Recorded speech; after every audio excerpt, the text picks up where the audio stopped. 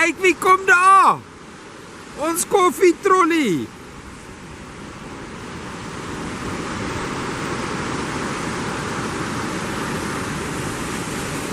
Môre Andrei, welkom terug in Suid-Afrika. En dankie dat jy so ver vlieg om vir ons koffie te bring. Ons waardeer dit terdee.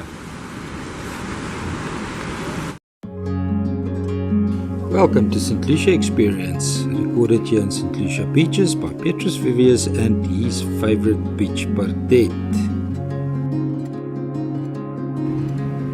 Good morning, good morning, good morning. Yes, it's Petrus Vivius with your St Lucia Beach Walk video.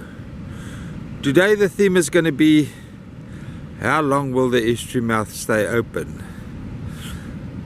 Let's have a look at the facts. Look at the sharp edges that's been dug here into the beach, and this is full of small mullet. Let me see if I can catch some running over the sandbank if this wave pulls back. It's full of small mullet. It's unbelievable the amount of bait fish that is hanging around here, just waiting for the ocean to clear, the estuary to become intertidal so they can get in. I can't believe we've done so much damage to the estuary.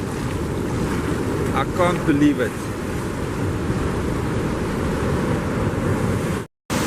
Just look at this gully at viewpoint, about 800 meters down from Ingwe.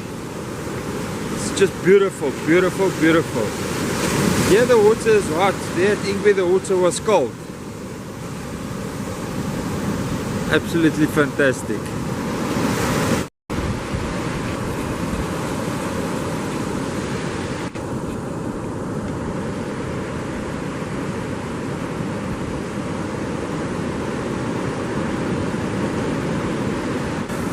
These channels are full of frolicking prawn, hopping and jumping. I just can't catch it on video. The light conditions are still too low. Camera doesn't want to focus if I zoom in enough. But this is what happened in the winter months. The ocean digs these long channels along the shoreline, and that unfortunately is not good for the estuary mouth. I'll explain now why. These channels are full of frolicking prawn, hopping and jumping. I just can't catch it on video. The light conditions are still too low. Camera doesn't want to focus if I zoom in enough. But this is what happened in the winter months. The ocean digs these long channels. Yep, it's digging gullies to the north of the estuary mouth and channels. That means there can be a lot of sediment moved to the north. And although there's one good thing happening that we will discuss in a minute, on the northern side of the estuary mouth, although there's a channel, there's also a sandbank build-up. Now that can prevent the estuary mouth from pivoting, and as soon as it pivots, it forms a sandbank on the eastern side like it did in 2021, and then we might have a winter closure. Although there's a hell of a water pressure that still has to drain, and it runs, screams out, it doesn't really bother the estuary mouth to close for the winter. Is that a bad thing? We'll discuss that just now. And that is how it is forced to pivot to the north. This a channel coming from St Lucia River, the beach channel as I call it. It is depositing sand, a sandbar that's growing into the channel. Now this channel used to be very wide and very deep, but in two tidal changes it has decreased a lot in width. Now there's a massive amount of water coming, and there's a massive amount of water pushing out. we can see there the forming of the rapids, that it suggests that it's still very deep. But in winter months it pivots to the north. It forms a sandbank on the east. And if we then have a storm during the winter months on neap tide, which we normally have, it just pushes that sandbar into the estuary mouth. Doesn't matter how much force there is. So what I'm trying to say is, estuary mouth is not as they want us to believe. The St Lucia estuary mouth is not as they want us to believe, controlled by rainfall. The health is controlled by rainfall, but the opening of the mouth is not. But I'll discuss something a little bit later. I just want to do Barnes boat launch quickly. We saw you yesterday on the jetty there at sunset. Yeah, got your number. Anyway, we're doing a estuary closure video today, so let's get down to it. If I zoom out, I can show you the bend, the sandbar pushing south. There's one building up from the south to the north, and there's one building from the north to the south, and they are very, very, very close to each other right over there. Let's just have a look at the mud bank and the direction of the flow of the water going into the ocean quickly. Right over there, the Mfolozi River washed in very strong in 2021, sorry. 2020, 2021, it was pushing through there. Look at all the mud it left behind. It is basically, it looks completely closed in that direction.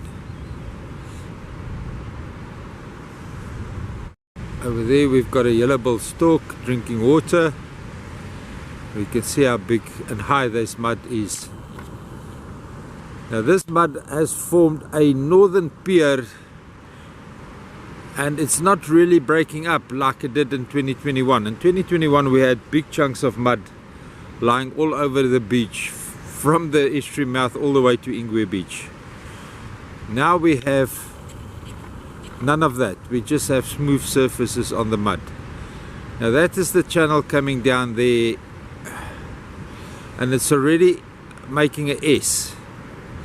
Now we know from geography, if a river makes an S, it's losing energy, it's losing momentum. And right over there it's making an S. So it's not coming down straight, it's losing energy. The volume of water is dissipating. Just referencing the ocean-borne sediment here. It is pushed in by the ocean, and it comes and it lies here in this basin where the tidal action is supposed to take place so that the marine species can enter here. I've now walked along the beach. I couldn't video it, but I've mentioned it many times, the prawn and the mullet in the waves. They should be here in the basin, the estuary basin.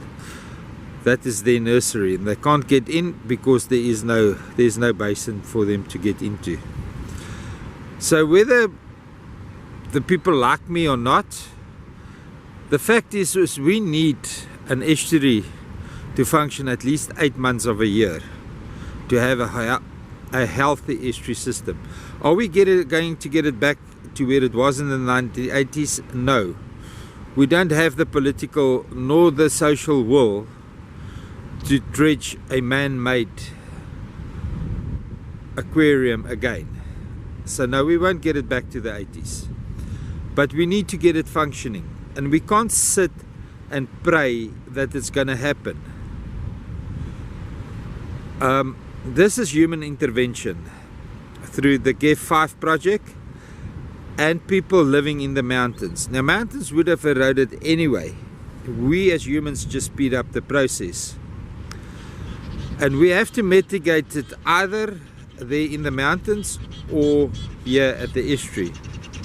Since the area in the mountains is so vast and it's concentrated here in the estuary, it will be easier to begin the mitigation here in the estuary. And then we can expand through job creation the soil erosion management in the mountains, in the catchment areas of the rivers. There's huge potential for job creation there, but the ANC don't care. They really don't care about poverty. They care about staying in power, and that's all they care about. Feeding the people of the country. Let's don't get too much into politics. Let's stay with the history. So let's get down to the question, how long is the estuary going to stay open? And what is the influences of the estuary staying open? I've now told you that it's more the sediment movement from the ocean that influences the estuary mouth condition, especially with St Lucia Estuary. Whether it's going to stay open 365, 24/7 is irrelevant. What we do have as a Minister of Environmental Affairs currently committed, ecologically and socially, to keep the estuary mouth open as long as possible. We've got on the panel of scientists advising the isiMangaliso Wetland Park Authority on the management of the estuary mouth, people that is dedicated to a healthy functioning estuary, that understands the importance of life on earth through an estuary. Now the best we can hope for is to have an estuary mouth open for 8 months a year. That is the ultimate best we can hope for. Whether it's closed in the winter or not is irrelevant. Do we have the political and social will to open it in the summer? If the conditions is favorable? Yes. And that is what we should focus on. Nothing else. We shouldn't wish the estuary to stay open 365 days a year. That is not the ultimate for the health of the system. And Dr. Whitfield, I thank you for your video that you made and bring everything together to explain to us how important the marine interaction is in the estuarine system. Thank you, Dr. Whitfield. Much appreciated. Our speaker today is Professor Alan Whitfield, who is an inspiration to all of us. Alan is SAIB's Emeritus Chief Scientist. He started at SAIB when it was still the J.L.B. Smith Institute of Ichthyology in 1987. He retired in 2018. Alan is an internationally acclaimed estuarine ecologist with a particular interest in the biology and ecology of fishes within estuaries. For his contribution to South African marine science, he was awarded the Gilchrist Memorial Medal, and for his contribution to African aquatic science, the Sussex Gold Medal. He is an honorary professor at Rhodes University and a fellow of the Royal Society of South Africa. During his career, he has published 222 papers and book chapters, more than 60 reports, and delivered more than 120 conference presentations. In a recent analysis of 70 years of research on South African estuaries, Alan was identified as the most productive author on South African estuaries, with the most papers and the most citations. In 2019, Alan published a major synthesis on the biology and ecology of fishes in South African estuaries, and this synthesis, together with his earlier 1998 edition, is used by estuarine ecologists like myself as our go-to book on fish and estuaries. This year, Alan was the lead author and editor of a 2-volume book published by Wiley entitled Fish and Fisheries in Estuaries, A Global Perspective, which he will tell you about today. I'm sure that this 2-volume book will become the go-to text for estuarine ecologists globally. Thank you, Alan. Hi guys, if you're not subscribed to the channel yet, please click on the photo of me and Pardette and you'll be subscribed. It's absolutely for free. YouTube don't charge you a cent. I don't charge you a cent. Everything is for free if you subscribe. It will help sustain me and Pardette in St Lucia and improve our quality of life. Thank you.